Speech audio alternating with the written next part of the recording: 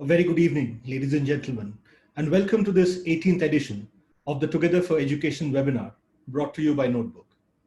It's been about 100 days that schools have been closed down because of the coronavirus pandemic. We hope you and all your loved ones are doing well, staying safe, and staying mostly at home. Now that we have begun unlocking, it's even more important that you stay safe. This webinar was part of Notebook's initiative to bring together thought leaders and eminent personalities from various walks of life to discuss the various issues that school teachers are facing today. Most of the schools are taking their classes online, and to make teachers more conversant with online classes, this webinar was set up. However, over the last couple of months, the webinar has gone way beyond its original intended purpose and become a forum for great thought exchange. Today, every such session is attended by over 400 participants. As the panelists can well see, the number of participants keeps on increasing minute by minute for every webinar that we do. We have been extremely inspired by this phenomenal support that you have shown, and we believe that you would continue your support in the weeks to come. Today, we touch upon the topic of extracurriculars. In Beyond the Syllabus, we speak to school principals and somebody from the field of journalism to find out how their participation in extracurricular activities in their student years and how their encouragement of students in their extracurricular pursuits helps in overall and all-round development of the students. Before we begin, let me start with a short video about Santosh Yadav. This incidentally forms part of the Class 8 curriculum of the CBSE English syllabus. Santosh Yadav is the first woman mountaineer to conquer the Mount Everest twice. She left home for Delhi against her parents' wishes and got enrolled in school, vowing to pay her own fees. Her parents finally relented and gave her permission to pursue higher education. Santosh eventually convinced her father to send her to Jaipur for her graduation and joined Maharani College in Jaipur. From a room in the Kasturba hostel, she could see the Aravalli Hills. The first visit to the hills motivated her immensely. Thereupon, she embarked on a wonderful journey of passion and perseverance. She enrolled at Uttarkashi's Nehru Institute of Mountaineering and subsequently sent a letter of apology to her father as she did not inform him of her decision earlier. At the Institute of Mountaineering, her skills were nourished and nurtured wonderfully. Her training infused in her an iron will, physical endurance, and mental toughness. She also developed an outstanding resistance to cold and altitude. Keeping up to her abilities and worth, this young girl conquered Mount Everest at the age of merely 20. Her dedication was matched by her spirit of teamwork and her concern for others. During the 1992 Everest mission, she provided care to a dying climber but could not ultimately save him. However, she saved the life of another climber called Mohan Singh by sharing oxygen with him. Santosh joined the Indo-Nepalese women's expedition within a year of her first feat and took pride in climbing the Everest for the second time. Santosh later said that unfurling the Indian flag on the top of the world was an incredible feeling of pride and glory for her. And with that, ladies and gentlemen, we will introduce you to our first speaker of the day. It is our privilege to introduce to you Mr. Philip Barrett. Mr. Barrett retired as the Deputy Headmaster from the illustrious Doon School in Dehradun after 44 years of serving in education across various institutions. Mr. Barrett served the Doon School as Housemaster, Head of Department, Dean of Student Welfare, Dean of Activities, Deputy Headmaster, Second Master, and Acting Headmaster with great distinction. He also carried out a visioning exercise for the Doon School in the year 2011 through an in-depth study of a number of British public schools and various schools in the US. Mr. Barrett qualified as a leadership trainer at the Wellington College, UK in the year 2000. He's also an athlete, an adventurer, and a naturalist. He found his calling in the extracurriculars in the field of sports and has been a long distance runner, representing the state and the country at various meets.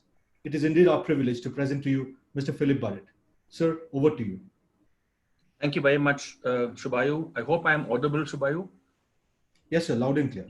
And a very good evening to you and to Achin and to our esteemed panelists, and a very good evening to all those people who have tuned in today. So when I read the topic that you sent me, Shubhayu, I just thought of four things that I want to just pass through. One is, looking at the ages of between 1 and 5, we don't go to school. And yet I think this is the fastest learning graph that we find in young people. So we learn so much in the first 5 years and we aren't in school. The second thing is the old apprenticeship style of learning, where fathers coach their sons to join the family business. They didn't go to school. All the ancient artists and sculptures of the Michelangelo type, they didn't go to school. They learned everything at home. I then looked at the tribals, the North American native Indians and the Aboriginals of Australia, or the Tuareg of the Sahara, or the San people of the Kalahari. They're so full of wisdom, so much in touch with nature, so much innate knowledge that we seem to have lost through our Western scientific education. The other thing I always wondered about is this lovely movie that I saw years ago called Three Idiots. And here again, I'll come to this a little later, but again, the person who most inspired me was the hero of that story. I'll come to that a bit later. Some years ago, since Shubhayu's got the slide up, let me say that I've had the pleasure of meeting Sonam Wangchuk. And here is a man who went to college, and the parody, of course, the whole movie was based on his life. And it just parodies the whole idea of, formal education as opposed to wisdom and what you can learn outside class. And his experiments in Ladakh and his wonderful school that he's built over there are all, they all manifest a learning that takes place outside the classroom. His ice stupas, for example, if you haven't seen them, please take a look at them.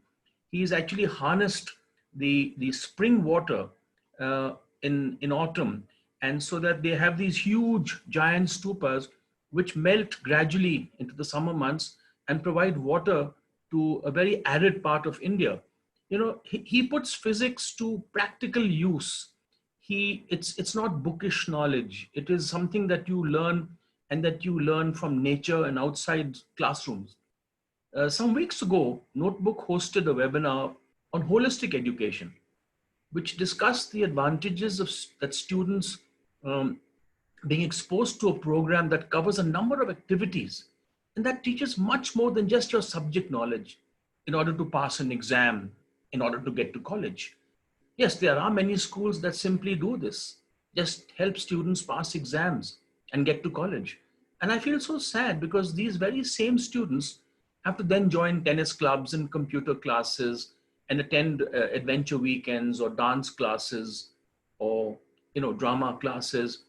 A good school, in my view, is an institution that offers a huge array of almost like a buffet that students could opt for to do outside the class, which then feeds into the subject knowledge. So it's not that Sonam Wangchuk doesn't know his physics. He knows his physics, but his physics knowledge is not only from books, it's also from outside the classroom. One way in which parents choose schools for their children, of course, is to put them into the nearest neighborhood school and forget about it. But increasingly, parents today are shopping for schools like people shop for cars and houses. They look at catalogs, they check out the faculty, they check out the alumni, they check out the results, they check out the associations and affiliations of the school. But increasingly, they now check out what other activities does the school offer apart from subject learning. Look at examination boards, whether it be the CBSE or the ICSE, they too have realized that in this curriculum heavy, this syllabus heavy curriculum, they too have a component called the SUPW, and there are mandated hours that students have to put in service or skills. If you look at the IB program, there's a very, very sophisticated CAS program, the CAS program, which translates into creativity, action, and service. Some schools have the IAYP program, which I shall touch on a little later. Again, students have to spend time in adventure, service, and skill training. And there are a whole lot of qualities that are learned outside the basic syllabus and which have to be either woven into the syllabus, correlated within the subjects, or done outside the class. I think the greatest weakness of our education system, as we saw in the movie The Three Idiots, is that we emphasize marks and the gaining of knowledge as being the most important. And again, schools reinforce this by gloating on how many toppers they produce and how many 99% they produce. Another way schools re-emphasize this is they play up the academics and play down all the other things that that kids do and kids are good at. We also, schools, when I ask people in schools, do you have special needs education? Yes. But where is the office of the special needs educator? Under the staircase. Where is the school counselor? In one corner of the school. What are your sports coaches doing? They're not qualified. They are people who've played games who are into school. Who's your music teacher?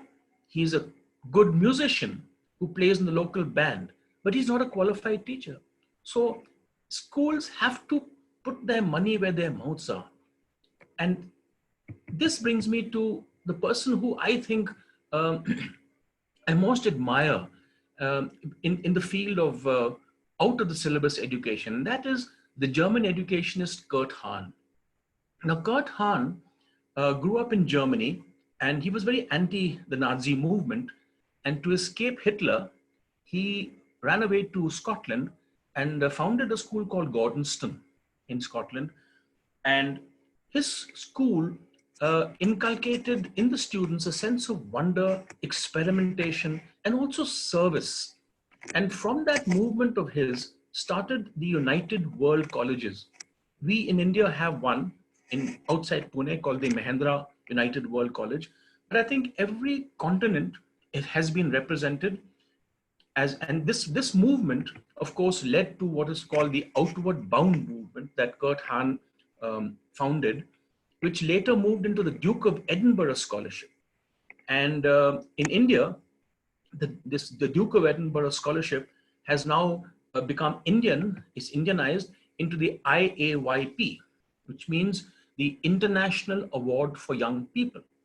Now, if you looked at Kurt Hahn's whole idea behind his philosophy, it was built on the acronym IDEALS, IDEALS. And I'm going to translate what IDEALS mean. The I stands for internationalism. Now, I think good schools have to inculcate internationalism in their students. And this can be through exchanges, trips abroad by the MUN, visiting teachers and faculty being brought into schools, celebrating global days, international days. In this global world of ours, I think the need is greatest now than ever before that our children be exposed to an international flavor, international cultures, a brotherhood and understanding. Internationalism is also important in terms of taking our children down to see Shakespeare's birthplace, taste foreign foods, experience foreign traditions and cultures. The D of IDEAL stands for democracy. And here again, students are taught through various councils and committees and forums how to run organizations, how to run their councils, how to elect office bearers, how to hold minutes and how to host meetings, how to chair meetings. The whole idea of a school is to teach democracy and to live democracy. The A is adventure. And I think most schools do a good job in the hiking, the treks, the risk taking, the planning, helping others, There's so much to learn from the outdoors. The list is never ending. Map reading, disaster precautions, risk assessment. How do you help people in need? Um, I've seen children grow up through an adventure, a long trek, a 5-day trek. You go as a boy, you come back as a man. The L of ideals is leadership. I think a lot of schools have to, spend money and spend time on leadership activities.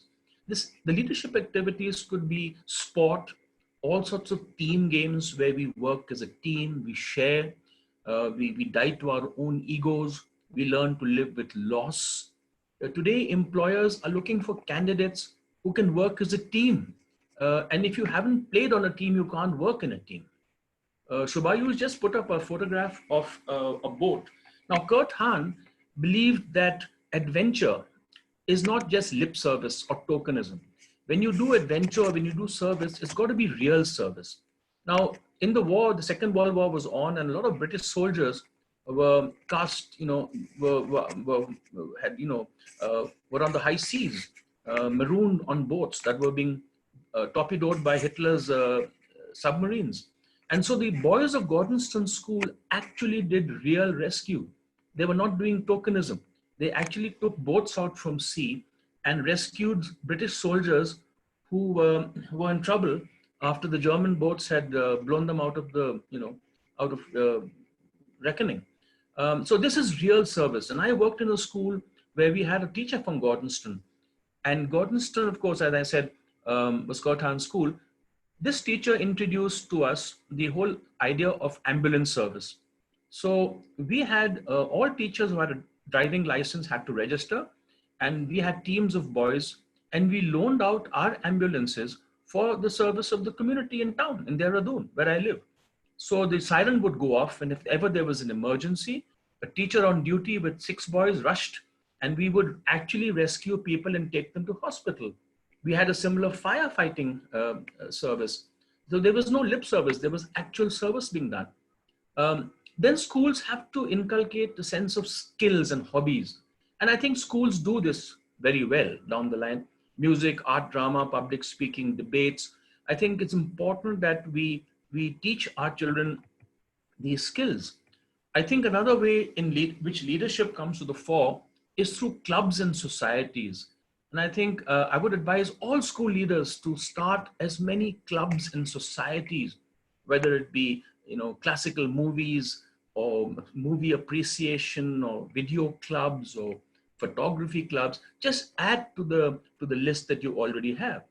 Leadership is also seen through publications that a school has, not just annuals and weeklies, but also different magazines where you train students how to be editors, how to be, in your journalistic skills, how to design your own publication rules and guidelines and policies. And lastly, the ideals, the S stood for service. And, as I just told you before, service for Kurt Hahn was real service, like boat rescue, fire rescue.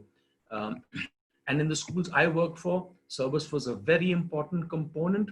It really took children outside the classroom, outside the syllabus, and taught them so much. What does learning outside the syllabus give students? Well, it gives them a sense of ownership of their school. They are caretakers of their school and involved with their own education. They're not people who come to school and pay fees and are taught. They are part of the school.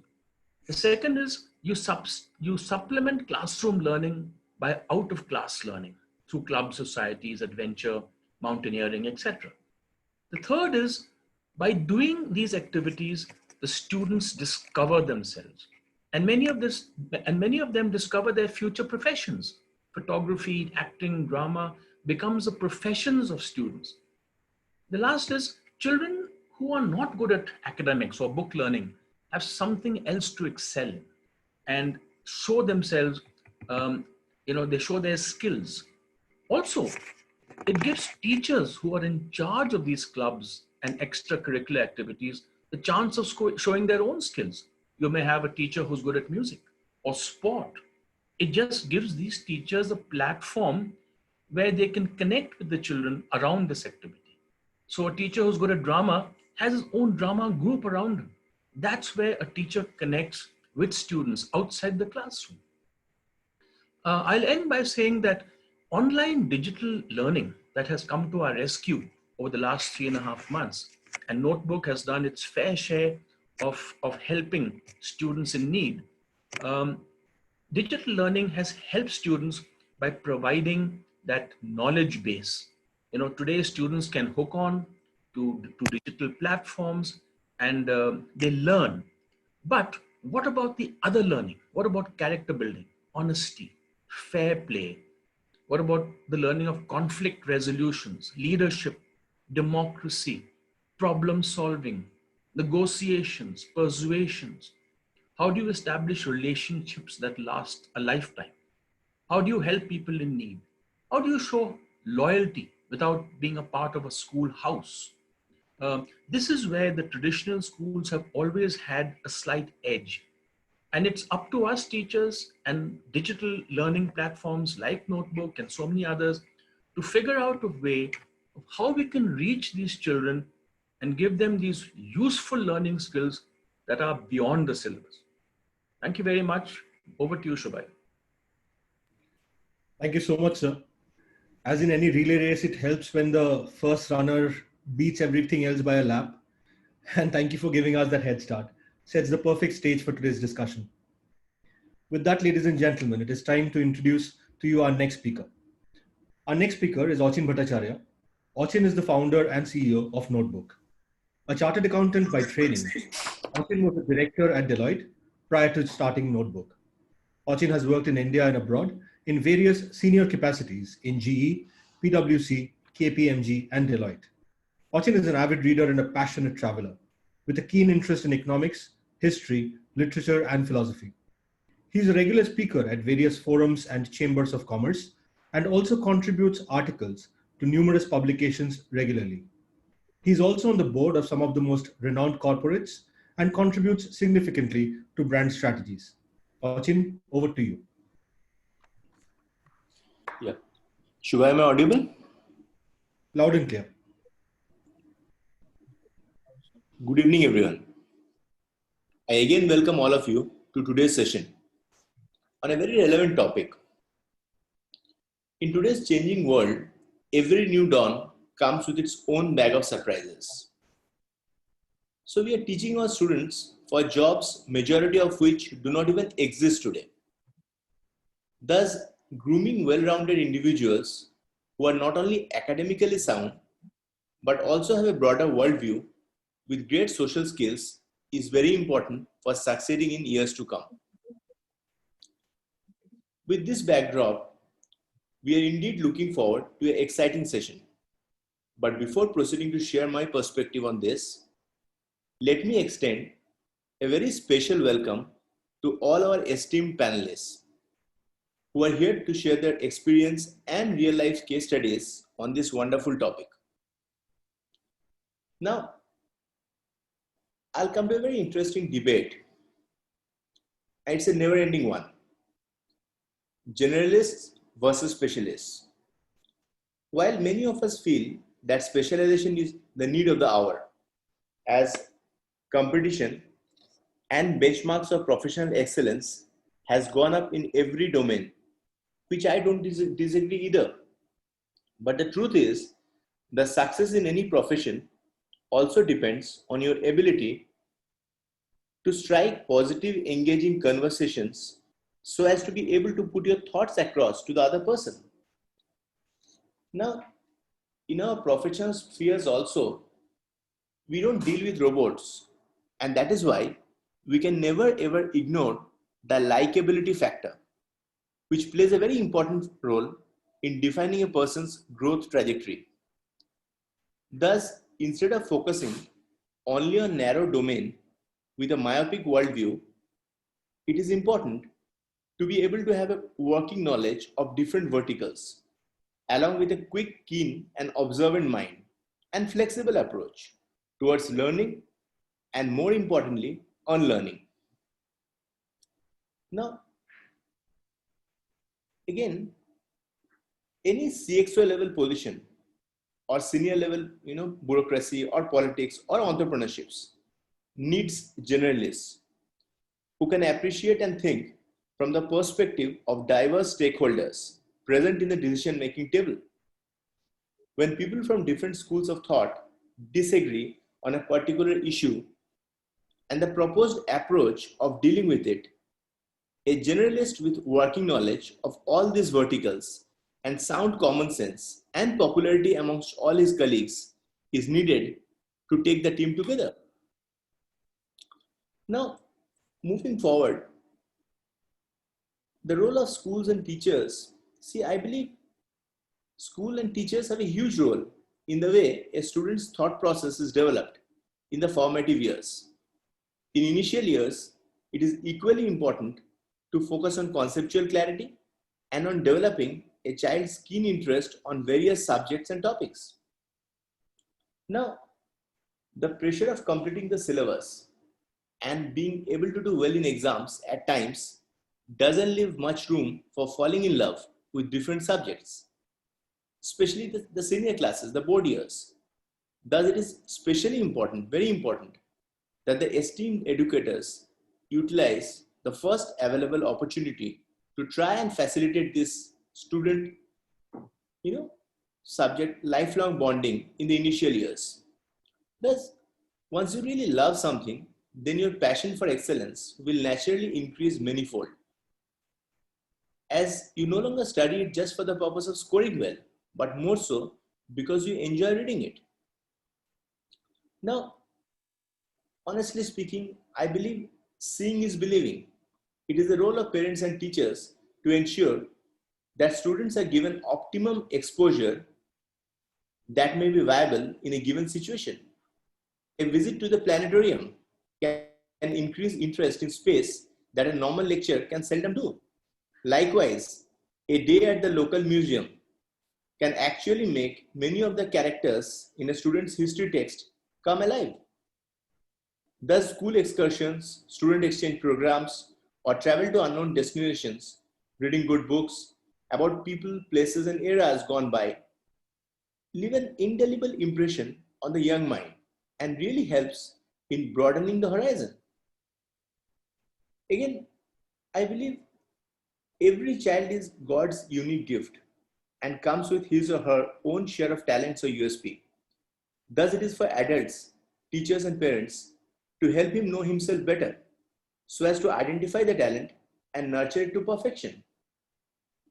Also, the learning curve of each individual child is bound to differ, just as it does for adults, and judging them solely based on their test scores may be grossly unfair, as the scores merely reflect their engagement levels in different subjects.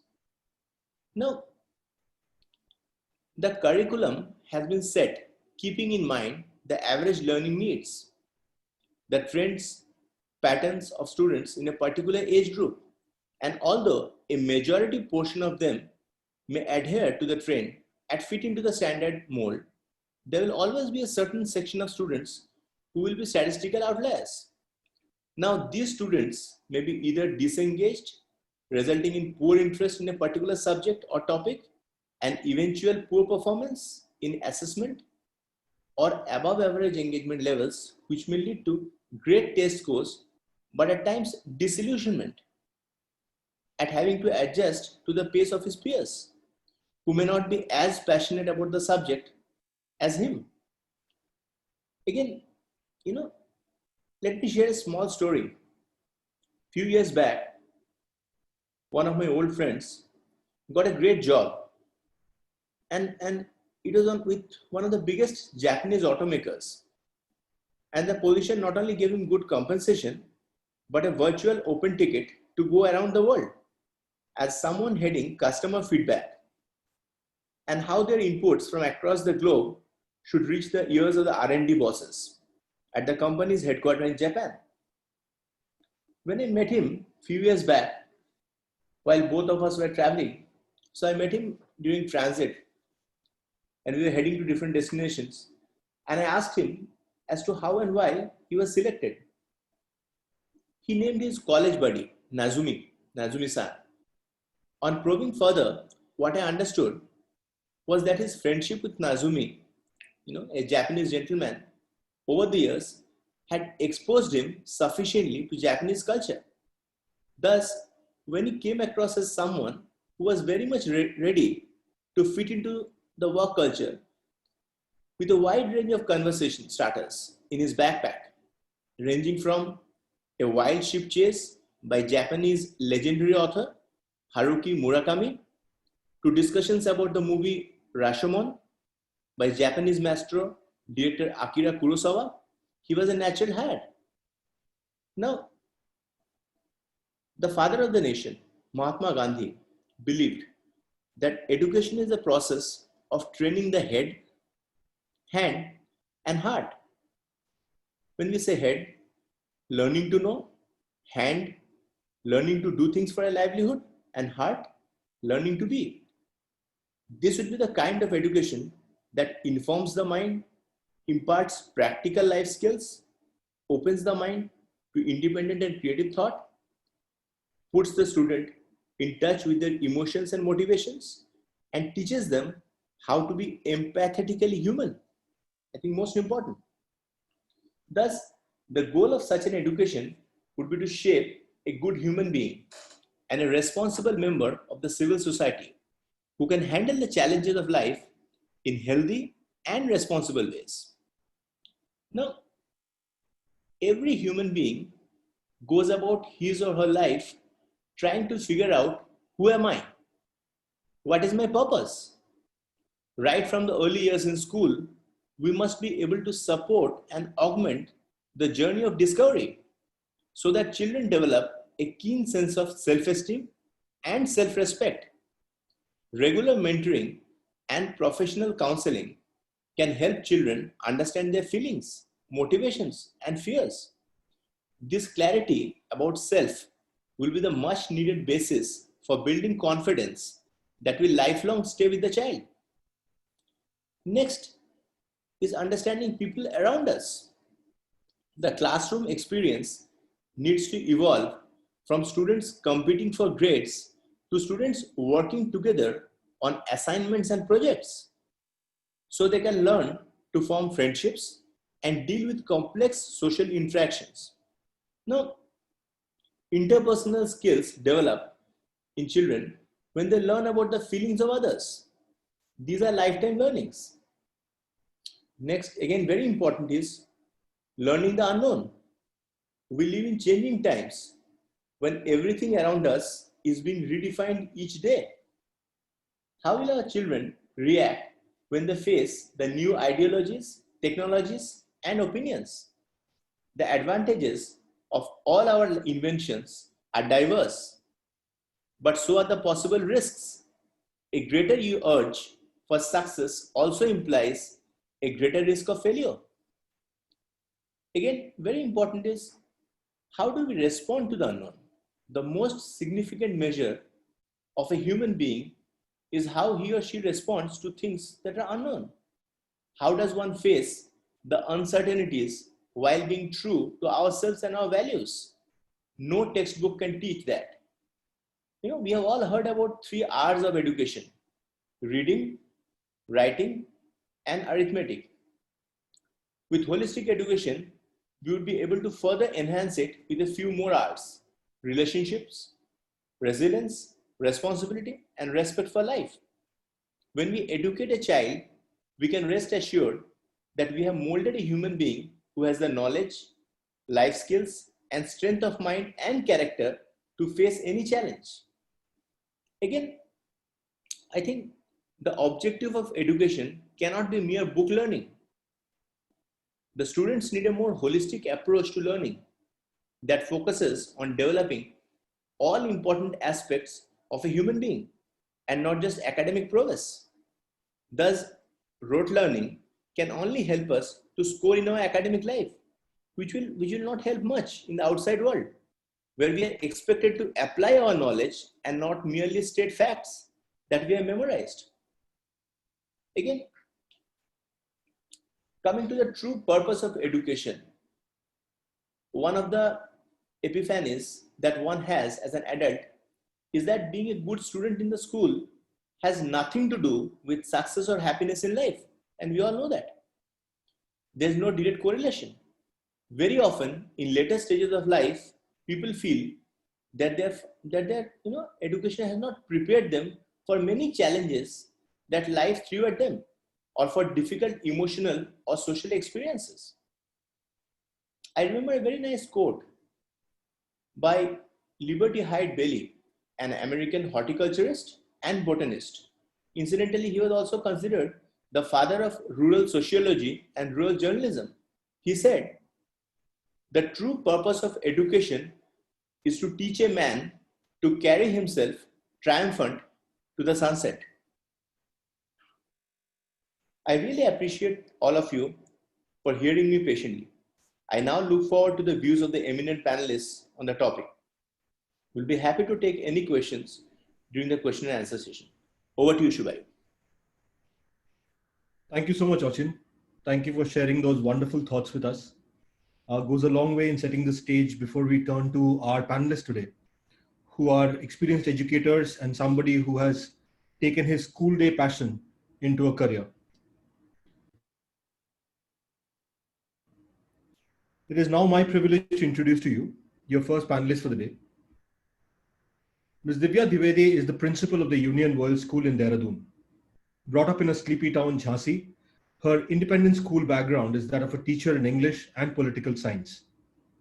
With 27 years in the service of the girl child in various schools, which includes her alma mater, St. Francis Convent Sindhya Kanya Vidyalaya, she went on to join the Mayo College Girls' School as vice principal.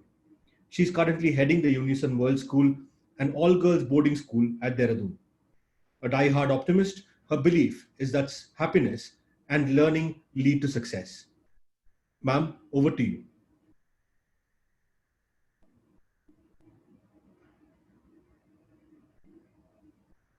Thank you.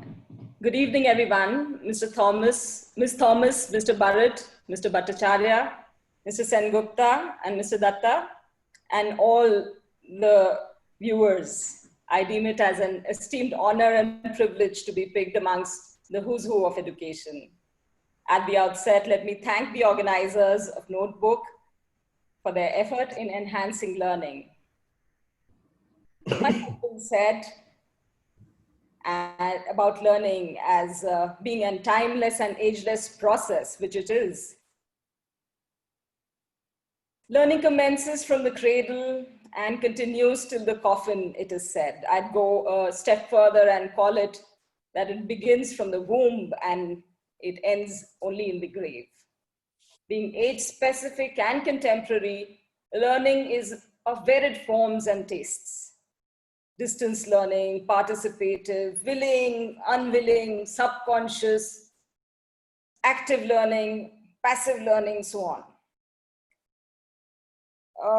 You could be learning skills and attributes from a person you idealize, to the learning of subtle nuances and complex academic procedures. And like Mr. Bhattacharya rightly put it, you could be learning very well from your peers as also from your teachers. Learning, it encompasses all. It need not be only based on the syllabus. Come to think of it, during the current COVID times where students are adapting to learn from home with their parents hovering around, teachers are also learning. Teachers are learning to transact through new vehicles of delivery. So learning has no age. Basically, there's no syllabus for learning. And yet at the same time, it is the delivery of this very syllabus that makes it happen in the first place. The syllabi and the curriculums, so structured, hold great importance. Had the gradually incremental formal system of learning of basics not been there, the objective of getting the finished product as an academically learned individual would have remained unfulfilled. Now, if someone said that real learning doesn't happen during class hours, or if they'd said that this kind of learning is rote and hence it's forced, leading to therefore poor retention, I beg to differ. I would ask you instead, like Mr. Bhattacharya rightly put it, what is the purpose of learning? If it is mugging up and spitting out in an examination, one exam after another, year after year, I'm sorry to say, the expectation so laid out is totally misplaced. The learning objectives need to change. A student sitting at a desk, taking notes and regurgitating curriculum content uses approximately 3% of their brain capacity. In general, the student is learning only to sit quietly, to respond when asked, to follow instructions. Basically, he's learning to be disciplined. This is an old time or an industrial age approach. Research shows that unless the student uses all the learning faculties, all the senses, that is what maximizes the learning experience. Interacting, manipulating, collaborating, exploring, discussing openly, and sharing for meaningful reasons, while having ample time to nurture a greater depth of reasoning and creativity. And this kind of learning is which stays with us.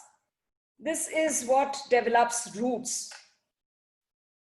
There's no doubt how you would remember skills and attributes which you picked up as a child, like riding a bicycle, maybe, or flying a kite, or even cooking.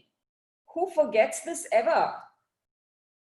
And do you remember this as a process that was overburdening? Never. You didn't go through any prescribed syllabuses for that.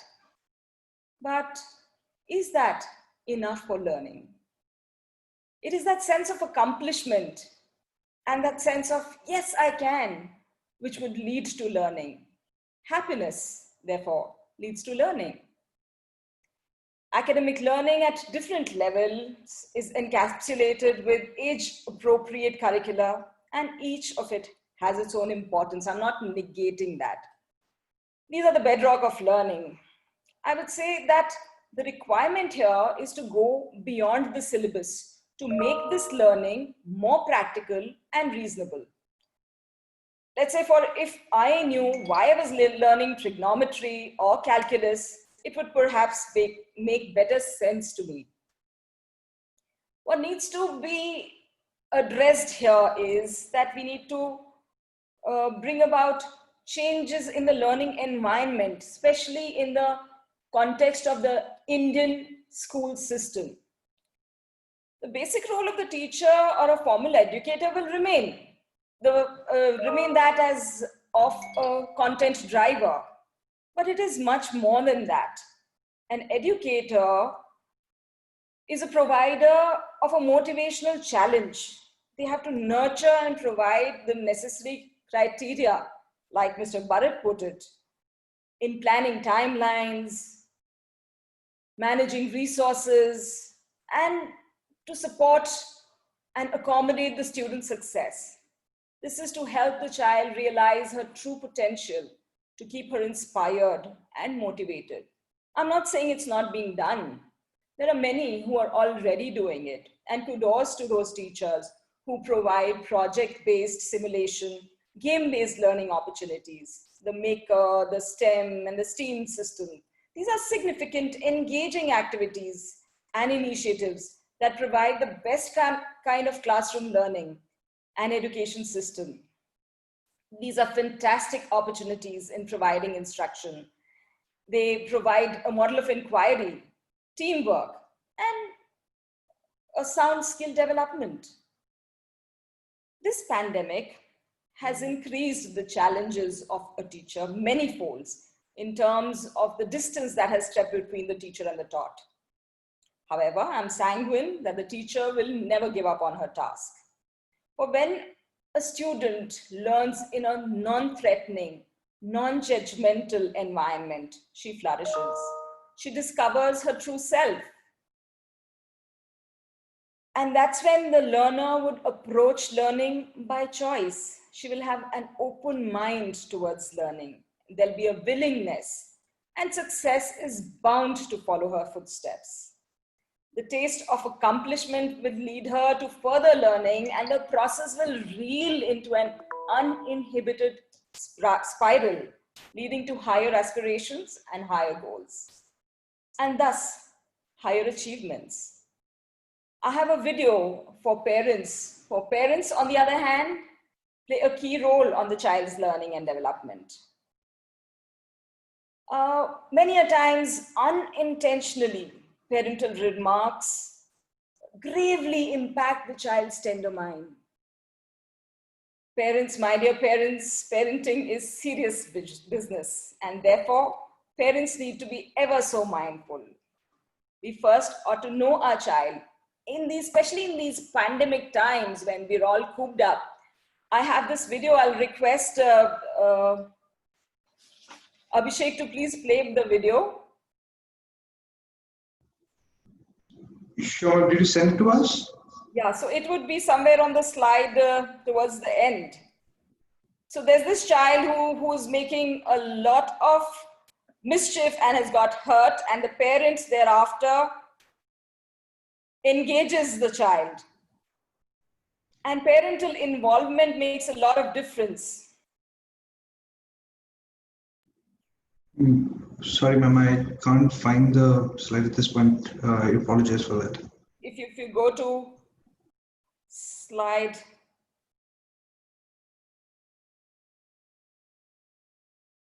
slide 12 and slide 13. Would it be possible for you to share your screen now? I'll try. Yes, ma'am.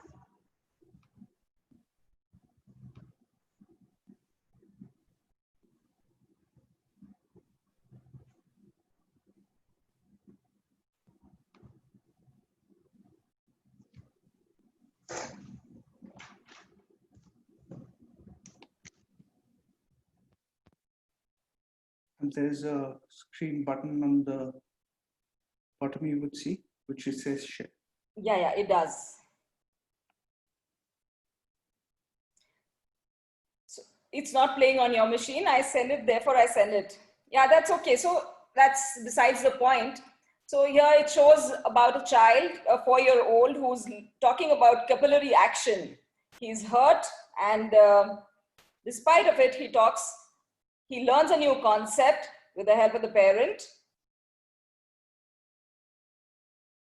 And he talks about capillary action. I'm sorry, I'm unable to share my screen somehow. So that's okay.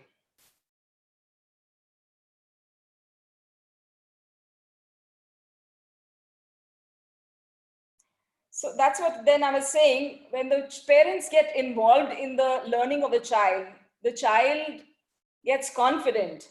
And we first have to know our child. We should not compare our child, because that's when the child starts feeling that sense of insecurity and inferiority rather. We should accept his or her capabilities and try and enhance her innate talent. Encouragement and appreciation always helps, and it plays a very important role in the development of a confident child. And that reassurance, my dear friends, can come only from parents. So dear parents, you're the first teachers, and dear teachers, it is you that will always enliven the dreams in the eyes of the child. So your tugs and little nudges and pushes will take the child to the next level of her aspiration. And together, you will have found a successful individual. Thank you. Thank you so much, ma'am, for sharing those views with us. Our sincere apologies for the small technical goof up. For some reason, the video could not be shared. Our sincere apologies for that.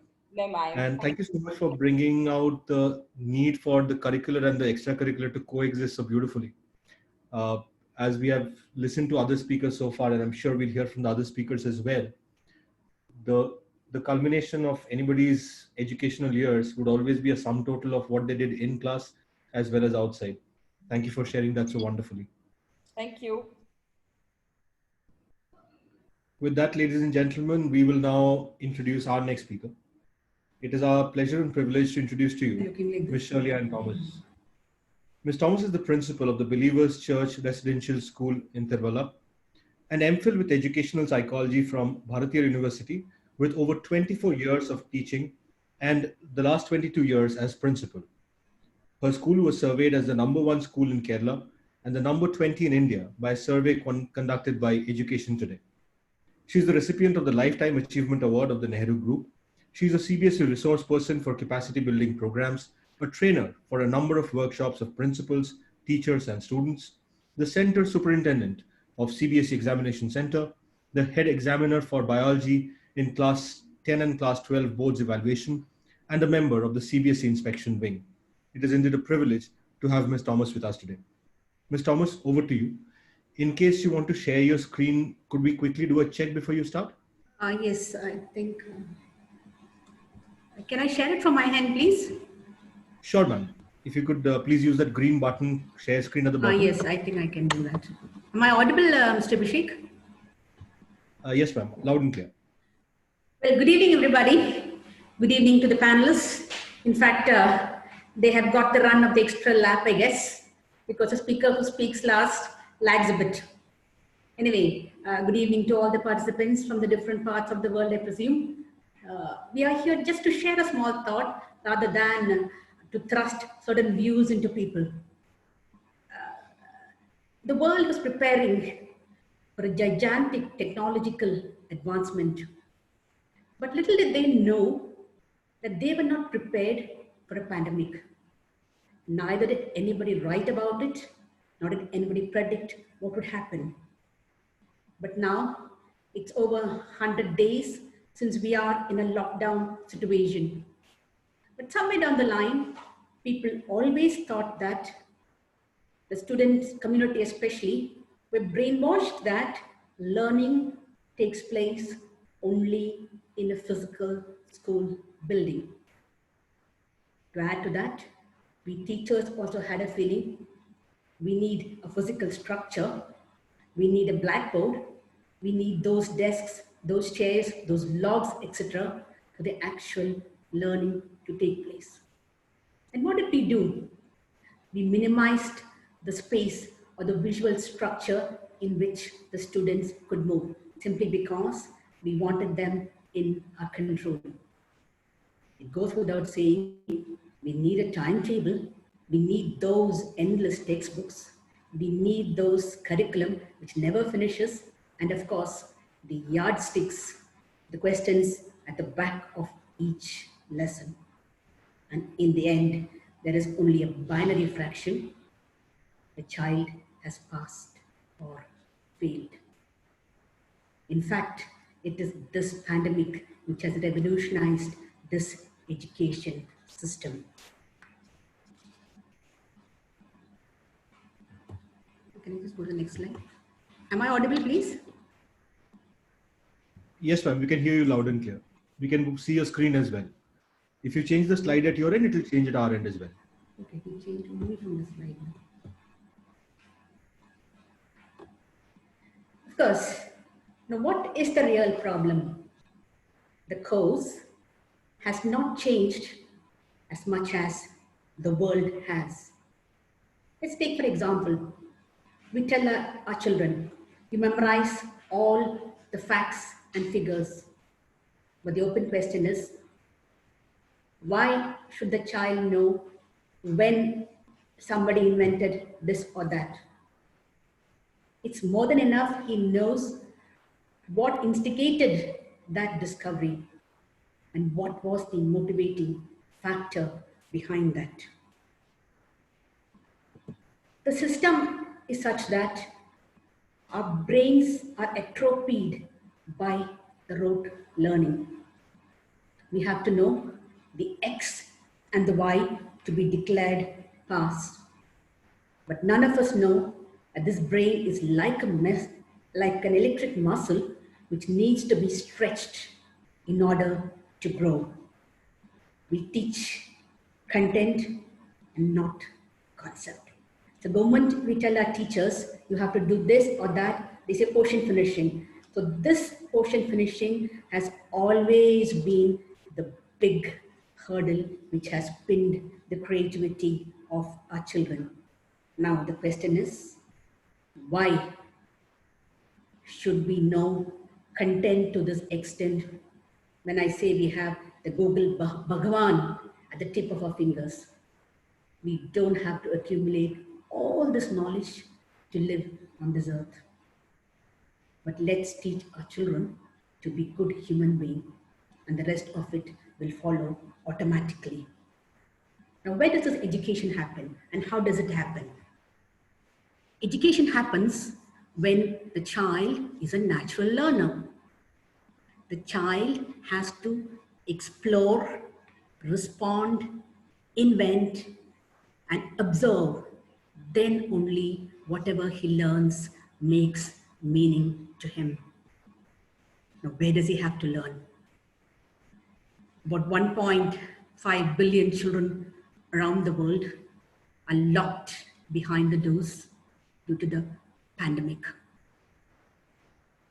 But for education, education can take place anywhere. It can happen in the courtyard of your house. It can happen in the school ground.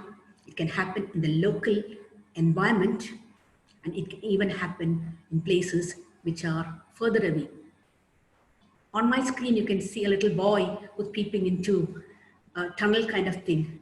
Probably he could be the Einstein of tomorrow, or he could be the one who's going to construct an astronomical telescope. So why do we limit this learning to the four walls of our classroom? Can't we take it beyond the walls and make it meaningful for our children? When does learning really happen? When we allow our children to experience it. For example, if a student of class 5 is to be taught the parts of a plant, what do we have to do? We have to give a worksheet to the child the previous day before the concept is introduced. Let the child go to his backyard, to his front yard, to his garden and find out how a plant looks. He can make probably a diagram of the plant as well. Let him think why the upper side of a leaf is glossy, why a particular arrangement is there on a leaf, what does venation mean to a leaf. For all those teachers hearing me, let me tell you, if any one of this thought crosses the mind of the student, learning has begun. But if you are there to introduce the concept, half the children will not be connected. Normally, I tell my teachers in my school, you don't give your cow to the students. If you ask them to write about their cow, you will find a black cow, a white cow, a cow which has a mixed spotted cow, and there will be 33 different cows born in your class. And the child will love to have his own cow because there is an ownership in learning. But somehow the system is such that we fail to give this experience to our children. And this is where the real change needs to happen. Now, how wonderful it would be if a maths teacher could just allow the children to go out and study the symmetries in nature. What an everlasting impact that would have on the learning graph of the child. The problem is there is a disconnect between the theory in class and the practical that happens outside. A few months back, there was one teacher of mine who made the students write an article or probably an essay on agriculture. So I had one student standing out. So I asked him, what is your problem? So he said, ma'am has not given me enough marks for my essay. So very casually, I happened to pick his paper up and I found the essay was fairly long. It was in the vernacular language. Those red scary marks of the teacher were not on the paper, which indicates that he didn't have many spelling mistakes. Because then I happened to ask the teacher later, a little while later, and why didn't you give marks to him? So the answer came that, and she said, I had asked them to write on agriculture. And he has written that I don't like agriculture. It hurts my hand. I have all soil on my hand. Ma'am, it is not for the content, it's for the value attached. Of course, the debate is in the court of us teachers, whether the teacher is right or the student is right. But one thing is more than sure, there is a disconnect between the child and his immediate environment. It is this disconnect, or which we call beyond the classroom, that we need to patch up. Then only all the dots of learning get connected. Now, this is the person, the greatest man, who first said that imagination is more important than knowledge. Of course, let's understand, there is a spark in the mind of every human individual. It is for us to fan the spark.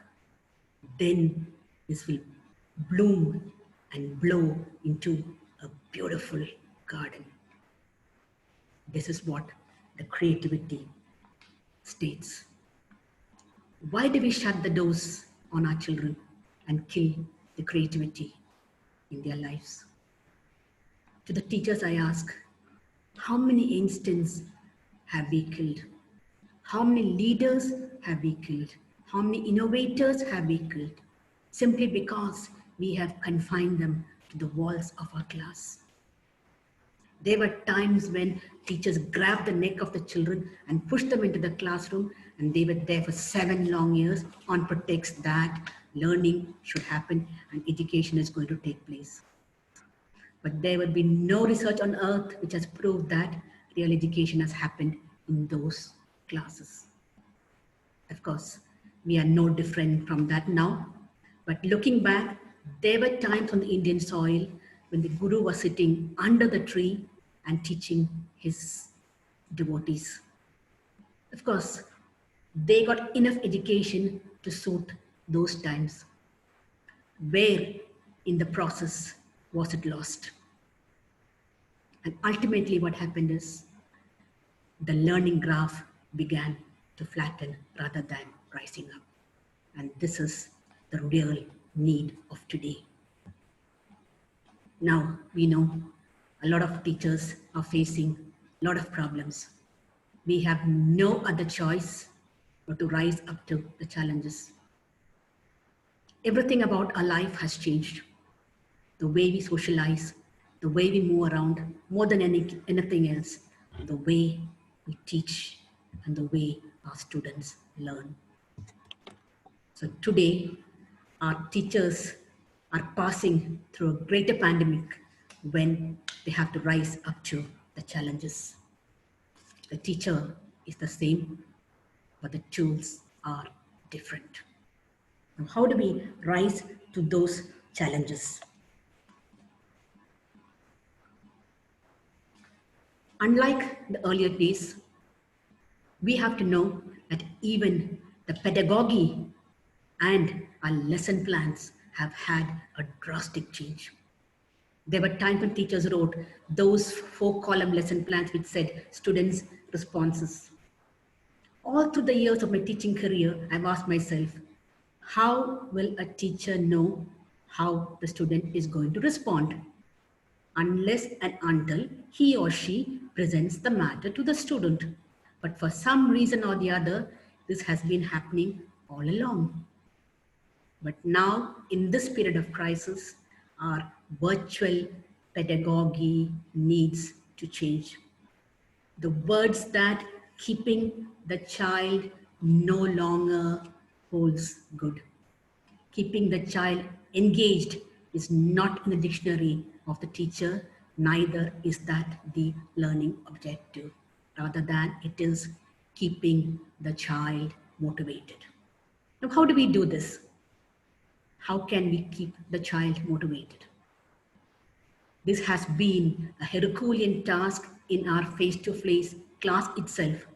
What when they are not on our screens, kilometers away from us, how do we keep these children of ours motivated?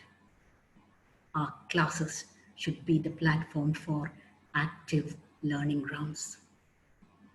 If we have a 40-minute session, it should be a spurt of activities like discussion, collaboration. There should be a video, there should be an audio, there should be hands-on exercises, there should be a text, there should possibly even a video lecture, not a lengthy one, but a very short one. If we are making a lengthier video, we teachers have to ensure that we attach that with a worksheet as well. Or what would happen is, recently I had one of my teachers come and complain, ma'am, the devices are on, the children are not found on the screen. I said, why sir, what happened? That is because, and they know that we're calling out names, then they'll come there and they'll say, net connection is gone, net connection is gone. There are hundreds of ways in which this techni-savvy child can play a fool on our teachers simply because we are the digital migrants and our students are the digital natives.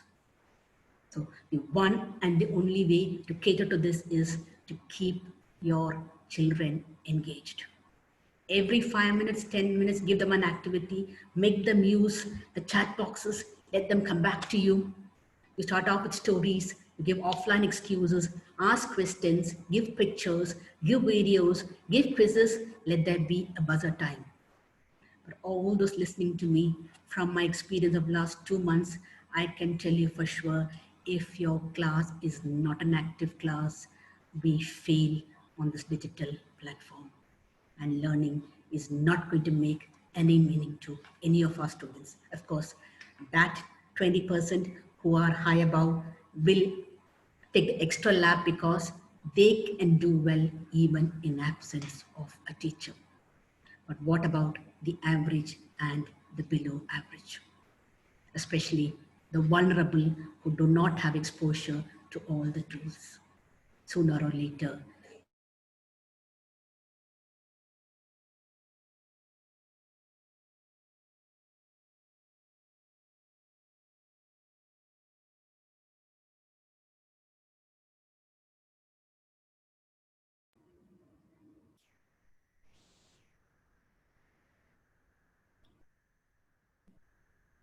Ms. Thomas, are you there? I think we lost audio for a second.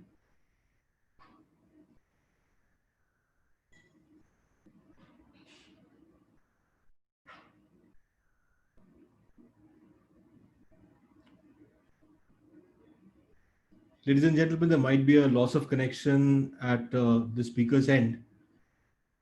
We'll just give it a minute.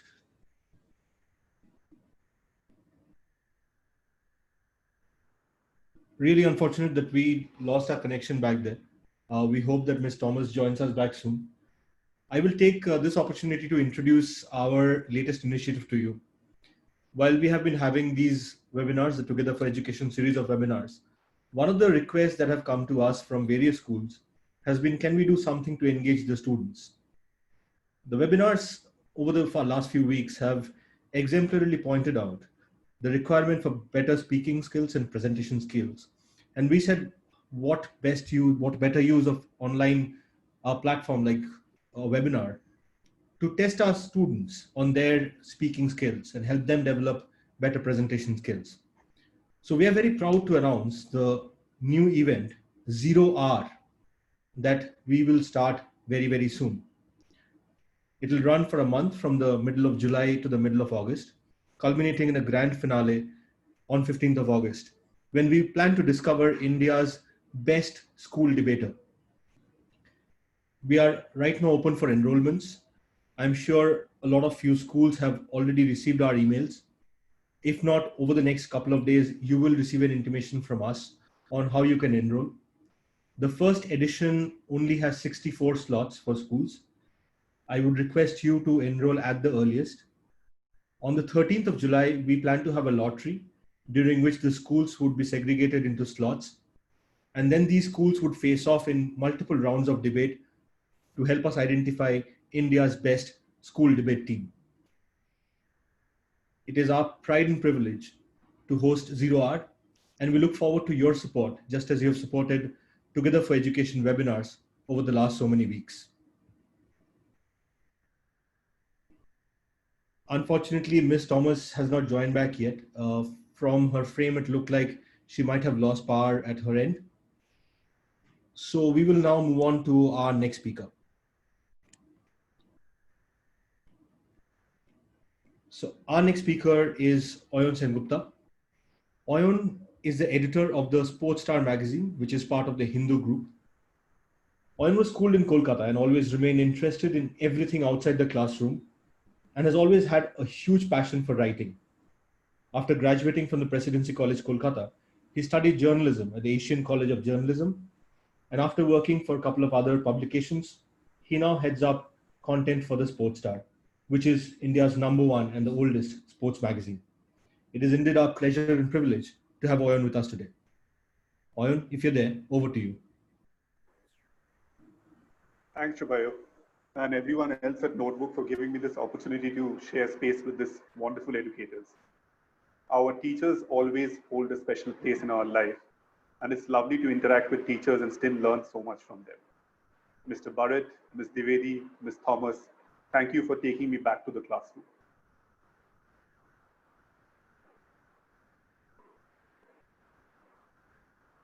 I have a confession to make here. I was never the brightest kid in class. I was forever lagging behind, and there were plenty of subjects that I could hardly hold my interest. I was exceptionally weak in science, which was a mystery to my dad, as he was a professor of biochemistry at the University of Calcutta. I'm sure he was quite traumatized attending the frequent parent-teacher meetings where there was always a litany of complaints against me. But he never made me feel bad about it. The freedom given by him and my mother to my sister as well as me to do what we wanted was something very unique back then. We could see the pressure to excel exerted by parents on our cousins as well as our friends. A childhood friend of mine back then was egged on to pursue engineering just like his father, uncles and cousins as well. And though today he works as a major IT company, I'm not very sure how happy he is. His wife, though a trained classical dancer, is very happy teaching dance and organizing her own shows even while they were abroad. This friend of mine was a wonderful fast bowler, could bowl a very mean Yorker and played for the school team. I often wondered whether we lost a fast bowler to engineering. And mind you, in the early 2000s, India wasn't producing that many fast bowlers. It would have made my job easier as a sports journalist if I had a fast bowling friend who was playing for India. Sadly, now with the engineer, I have few things to talk about, as he seems to have even lost the nuanced interest he had on cricket at that point of time. Both of us studied in South Point in Kolkata, which was and still is, I presume, known to produce good students who fetch great marks in their board exams. But if I'm looking back to my school days now, sitting here, I'll say that the focus was a little too academic in nature and very textbook centric, and other co-curricular activities were almost there as an afterthought. You had your conventional physical education and art classes, but there was no sustained focus to truly unearth or nurture talent from these classes. Of course, there were teachers, there were a few exceptional ones who made a difference by giving students the freedom to express themselves and fostering an atmosphere that encouraged you to go beyond your books and gain a wider outlook. As Bengalis, we are fortunate to have in the likes of Dijendralal Rai and Avanindranath Tagore some excellent storytellers who almost fictionized history. Always fascinated with tales of history, I will obviously have a bias towards my history teachers. But a few of them have the power to transport you to a world of yore, encouraging you to imagine rather than depend on the set stories written in your textbook. Looking at history from a more social and cultural point of view was also practiced by Rajat Kanto Rai, our head of department at the Presidency College. Rai, one of India's greatest emotional historians, often told us there's history in everything. He never believed in classroom teaching or the concept of notes, but encouraged us to roam about in the streets of Kolkata, visiting old buildings, forlorn bookstores in search of history. These exercises were essentially exercises in conversation. Conversations with strangers, drawing stories out of them, at times stories which they themselves had long forgotten. These outings were always an eye-opener for me because I was quite an introvert in school and was never a part of the debate or the drama teams, the conventional place for people interested in humanities. Though our school had an excellent drama team and also a debate and quiz team held by one of the O'Brien brothers, I was too reluctant to ever try for any, a decision which I think I regret today. These clubs or teams were governed by self-participation, which is wonderful in theory, but I do wonder if schools could encourage every student to be part of these clubs. It's a wonderful way to drop your inhibitions of public speaking while also fortifying you with the necessary means to put up a coherent argument. Though not a part of the drama and debate teams, I had a wonderful time with the Adventure Club, traveling without the family from a very early age. These camps to Sundarbans and North Bengal taught us very valuable life lessons and to be independent. As students of class 6, we were prepping and cooking, setting up camps, and there was a peculiar sense of excitement doing these things. Though a lot of fun, there was strict discipline too. And I remember once being severely reprimanded when the fast bowler friend and I disobeyed orders to sneak out and join our seniors as they were called in to help the villagers chase off a herd of elephants while on one of these trips to southern Bengal. The thrill of adventure still stays with me, but I strongly suggest that no student does something so reckless. The cooking skills, however, come in handy today when I moved out of Kolkata after college. It's been more than 14 years and I've never missed home food, as these trips, as well as my mother, ensure that I know how to cook a good Bengali spread. While moving out for jobs and studies, one of the biggest difficulties faced by everyone, every student, is the palate and also the ability to make friends out of strangers in unknown places. I'm thankful both to my school as well as my parents at home as I gained the know-how to make this transition a little easier. Another gift from a few teachers and my mother is my reading habit. We were introduced to Enid Blyton and every sort of novels and stories at a very early stage of our lives. And with each passing year, we expanded our horizon and read more books, the classics, the mystery novels, you name it, anything. I mean, we just read, I mean, probably we were reading one book every week. These books led us into make-believe worlds while also dramatically improving our vocabulary. Perhaps my father also played a part in this as he was not a fan of television and ensured we didn't have one at our home till I was in the 4th or 5th standard. While this meant regular trips to my neighbor's house at unearthly hours to watch the World Cup in 1990 and 1994, it left us with enough time to read. But unfortunately, I fear I'm losing that habit these days, as it seems easier to watch a Netflix series or something on television than read a book. My wife, however, resolutely continues to shun these enticements and read voraciously. That I can earn a living from writing comes from this early habit of reading. It gave me the necessary tools to express coherently what I see or feel. I remember another teacher of mine who told us, for true journalistic writing, you need to paint the exact picture you see. For me, our ancestral home, an hour and so away from Kolkata next to the Ganges, will always be the house with the bright, cold, red cemented floors. An art form that has surprisingly vanished today. I don't know why. I mean, it's probably the prettiest thing that you could imagine. The ability to observe and remember the exact details also perhaps comes from those early days at the adventure camps when you would spend an entire afternoon waiting for a glimpse of a deer or some wildlife. It seems miraculous today that I was given these avenues and opportunities to meander along and find things that interest me. But having covered sports for more than 15 years now, I also feel it's important to give everyone the best of both worlds. Curricular and co-curricular, as both play an equal part in shaping us, as our panelists earlier were saying. It should not be either or, as we see every day how a lack of formal education often troubles athletes. There are stories of players going astray, not able to uh, deal with failures, deal with the recognition or the accolades that come their way. Complete focus on sports while shunning education leaves them dangerously exposed with no fallback plan if a career in sports doesn't materialize. It also leaves them exposed to other vulnerabilities that life throws at you and restricts your growth as individuals. Indian cricket, I think, in the 1990s was blessed to have players like a Dravid, Ganguly, Lakshman, Kumble, Srinath, all graduate doctors or engineers who didn't have to give up one for the other. They continued to excel in both their academics as well as the sport that they loved. You'll find these guys to be the most well-rounded personalities that Indian sports has seen over the years.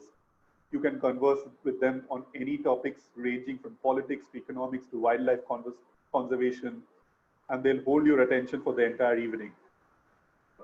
A lot of our current athletes, even a lot of my friends who actually gave up sports or things they love to follow academics, you won't really find such depth of character or the ability to hold on to a conversation about anything that easily. So with that, I mean, I would like to summarize and say that I wish we can look into an inclusive schooling system where equal importance is given to both, and we allow students and children to pick even subjects as well as co-curricular activities which they feel passionate about and has an interest in, and allow them to pursue that. I think, Shubhayu, I've kept it short. Thank you so much for your time. Anand, thank you so much for taking us down that nostalgic journey. We almost walked the path of your school days with you. Thanks so much. Your teacher who advised you to paint pictures with your words, the exact picture that you see, I think you did a phenomenal job of that. Thank you so Thank much. you for that.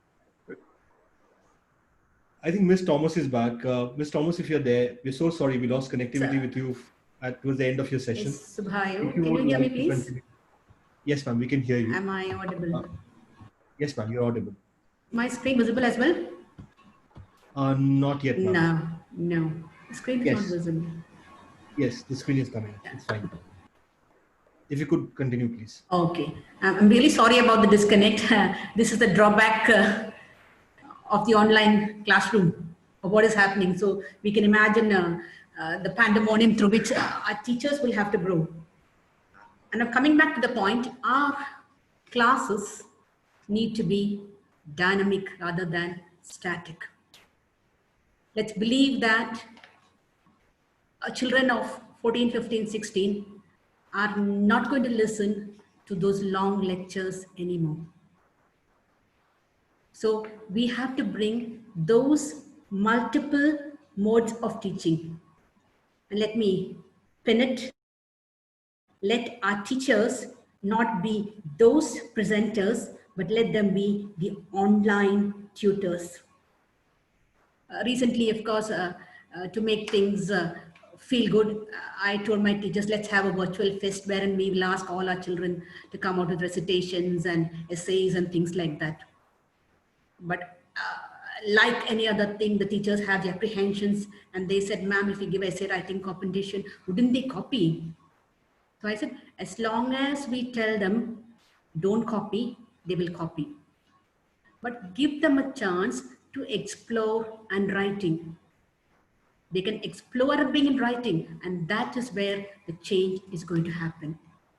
The kind of learning that happens to them cannot be measured like how we have a competition behind closed doors. And that is exactly where we need to change. We need those great teachers to make those great students. Now this change is in the ball. The ball is in the court of the teachers. Only a good teacher can lift all boats. Are we trying to rise to become those good teachers? The challenge is to challenge the change. Now, we all spoke lots about how we can get the disconnect and how knowledge and skills can be improved and what are the different ways and means to go beyond the classrooms. But have you really thought about the emotional aspect of children? It is not in their liking that they have to be confined to their homes. They need to sit beside their friends and go on with their endless talk. Now the real war is between the value and the content. It would be too immature on our part to believe that all those children in the screen are really doing serious study. It in fact scares me when I think the teenager is a screenager. It is more than understood that he goes to the inappropriate content and illegal territory. What is it we as teachers intend to pin that?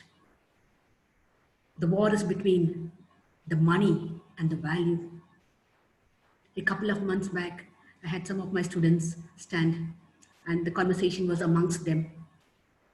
In fact, one of them was the son of the business magnate of this town. And what he had to say is, there are some ships for sale. If we rip out the ships, we can make millions. So immediately I asked him, which ship are you talking about? No, ma'am, we're just discussing. So our children or this generation wants to make that easy money. There is a hunger, but there is less guidance. In other words, the engine is very powerful, but the steering is weak. Now, how are we going to bridge this value concept? When they come back to our classes, let those good days come. What would be the behavioral outcomes? We might have taught theory. We might have taught content. Our curriculum might be over. Our textbook will be 3/4 over. But what about the values of our children? To the dear teachers, let's believe that this blended learning, this hybrid learning has come to stay. It is not a pre or post pandemic situation. Students have found it very convenient to learn at their own pace, to have the individual attention, and it has come to stay. So we as teachers need to rise to that level. And if we are able to pin this student of ours today, we can be more than sure that our tomorrows will have better learning outcomes. How do we get them to focus on the cherished goals?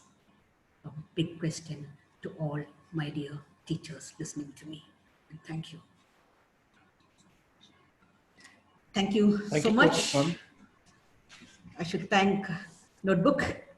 I should thank Subhaya Roy, to all the panelists, and of course, to all the participants. Once again, an apology for the disconnect. And thank you so much. Thank you so much, ma'am, for sharing those thoughts with us. And thank you so much for making time for this and taking the additional trouble of joining us back.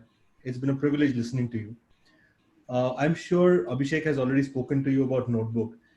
Just a couple of points I could not help noticing while you're making a presentation. And 2 or 3 points really resonated with us. My name is Shubhayu. I am the co-founder of Notebook alongside Achin and Abhishek. Ma'am, at Notebook, what we try to do is we make videos tailored to the CBSE curriculum. And of course, we also do videos for ICSE and a couple of other state boards. 3 things that you said resonated a lot with us. One, keeping the videos short. As a policy, we ensure that the videos are always of the length that will never take up more than 20 to 25% of the classroom time. The second is concepts over content. So especially in the younger classes, we ensure that the videos always deal with topics on a conceptual level and try sharing that with the students. And the third, ma'am, in terms of videos that connectivity being an issue, we serve the videos in a way that the students can access them anywhere, anytime they like. In fact, after this webinar, I would request Abhishek or one of my colleagues to get back in touch with your team and see how we can help your school with notebook content. Thank you so much for raising those points. These are very, very close to our hearts, so I could not help the temptation of talking about it. Thank you so much. With that, ladies and gentlemen, we have come to the end of our session for the day. It has been a fantastic set of speakers and been fantastic having all of you here. Before we sign off, let me once again remind you, the 0-hour inter-school online debate competition is going to be the largest online inter-school debate of its kind. And we do look forward to your support and your participation, just as we have seen your support in the Together for Education webinars in the last few weeks. With that, I'll hand you over to Achin for the vote of thanks. Achin, over to you. Sure. I think we had a great session, really intense. And I'm sure every one of us enjoyed each and every minute of the same. Very informative. Bharat sir, thank you so much for giving us a great start today. Your real life examples and case studies really made the topic come alive. Great start. Ms. Divya Dwivedi, when a student learns in a non-threatening and non-judgmental surrounding, she's really bound to succeed. Completely agree with you. And I think you very nicely put it. Parenting is indeed serious business. Very positive presentation. Ms. Shirley Ann Thomas, very well articulated. Child needs to explore, respond, invent, and make meaning. So let's teach our children to be good human beings. That's most important. I agree. Also, experimental learning can indeed enhance student engagement. We completely agree with you. We'll indeed remember the lines of symmetry.